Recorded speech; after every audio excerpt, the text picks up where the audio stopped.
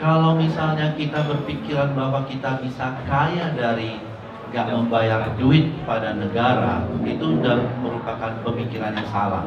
Karena pertama-tama itu tidak patriotis, itu tidak nasionalis,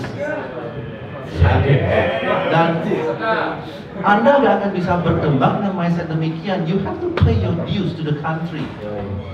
Dan ini udah gak zamannya lagi untuk mau coba jadi kaya dengan cara nyolong pajak. Udah gak zamannya lagi.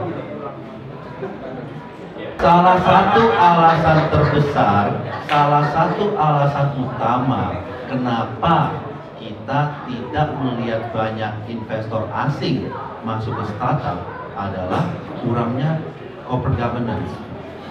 Ya kan, kita jangankan startup deh, salah satu alasan kenapa kita tidak melihat banyak transaksi M&A di kalangan corporate di Indonesia adalah karena kurangnya corporate governance.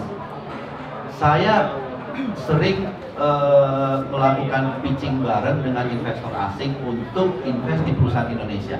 Ya, kita sering melihat bahwa perusahaan-perusahaan yang udah memiliki brand yang cukup bagus, consumer goods, apakah itu jual sambal, apakah itu jual jelly, apakah jual whatever lah.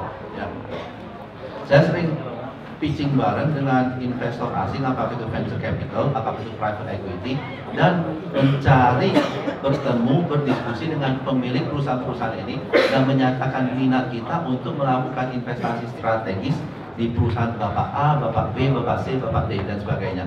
Pada saat saya menyatakan minat untuk melakukan investasi strategis, otomatis saya akan melakukan deal di mana saya akan minta akan sign NDA. Pada saat saya sign NDA tersebut, saya akan minta supaya Bapak A memberikan kepada saya laporan keuangan yang terakhir untuk proses due diligence. Ya. Yang selalu terjadi di Indonesia selama ini adalah begitu saya minta laporan keuangan, perusahaan tersebut akan butuh waktu 3 minggu sampai 2 bulan untuk mengirimkan kepada saya laporan keuangan investor. Padahal baru dibikin soalnya. Padahal kalau misalnya secara keuangan sudah tertata dengan rapi untuk mengirimkan kepada saya, tinggal masalah pencet tombol, tik tik tik, udah langsung di print keluar kirim ke saya. Dengan FedEx, dengan DHL, dengan kurir, 1 kali 24 jam bisa sampai ke kantor saya. Tapi it takes them 3 to 2 months untuk ngirim ke saya. Kenapa? Karena yang pasti bukunya udah diutak-atik dulu. Seperti yang sering kita ketahui di Indonesia, perusahaan Indonesia itu sering punya 3 set buku. Set pertama adalah untuk owner-nya yang memetakan cash flow yang real. Set kedua adalah buku yang diberikan kepada bank untuk minta kredit. Set ketiga adalah buku yang dikasihkan ke pajak untuk mengurangi pajak.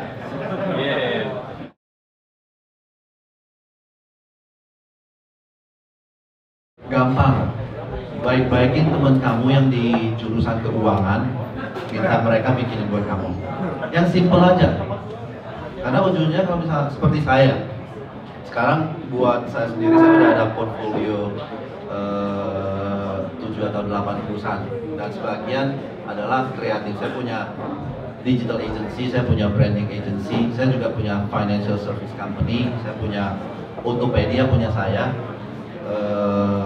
punya social media platform juga. Di beberapa perusahaan yang saya tanamkan investasi tersebut, yang saya lakukan adalah begini. Kebetulan saya udah ketemu dengan pakar branding yang udah eksis di industri ini selama 12 tahun terakhir. Pada saat dia mau keluar dari perusahaan tempat kerja dia yang dulu, saya komporin dia, saya bilang, bro, lu masih mau cari kerjaan atau lu mau jadi entrepreneur?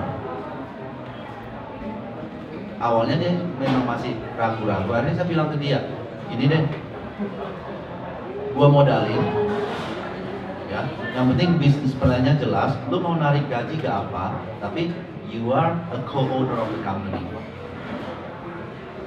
Kita tetap bikin PT, dia pemilik saham X%, saya pemilik saham berapa persen. modal saya keluarin dan dia tetap narik gaji, dan dalam kurun waktu kurang dari setahun company udah profit dan dia gak keluarin duit 1 rupiah pun, modal semuanya dari saya, dalam waktu 1 tahun udah profit dan dia masih punya saham di perusahaan tersebut. Ya memang jarang-jarang sih ketemu investor seperti saya ya gitu ya, tapi ada.